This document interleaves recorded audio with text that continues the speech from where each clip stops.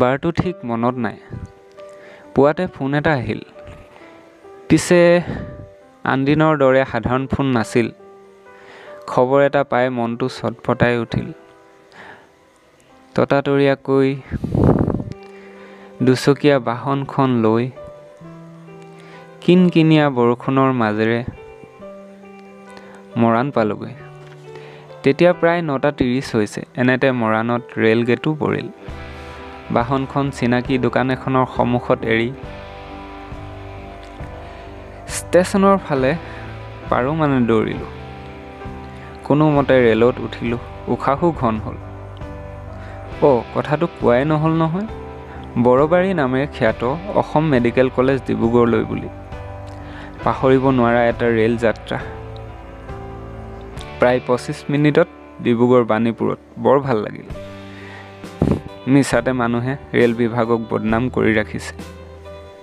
ৰেলৰ পৰা নামিয়েই লগে লগে টেম্পু এখনত উঠিলোঁ। মেডিকেল কলেজৰ অভিমুখে। অলপ ঘূৰাই পকাই নিয়াত চালকজনক দুই এষাৰ কথাও শুনালোঁ। পিছে তাৰ দোষ নাই, মনটো মোৰহে অস্থিৰ হৈ আছিল।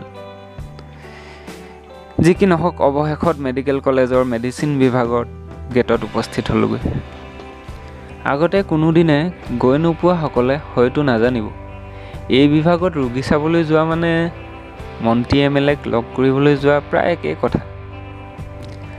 ময়ো এবাৰ নহয় দুবাৰ নহয় 3-4বাৰকৈ অনুৰোধ কৰি লাজো পালোঁ। প্ৰায় 2 ঘণ্টামানৰ পিছত যেনে তেনে গৈ কাৰ্ডিঅ'লজি বিভাগৰ ICUৰ দুৱাৰমুখ পালোগৈ। পিছে পালে কি হ'ব? ডক্তৰে ৰোগীক চোৱা চিতা কৰি থকাৰ কাৰণে তাতো মই 1 ঘণ্টামান ৰখিবলগীয়া হ'ল।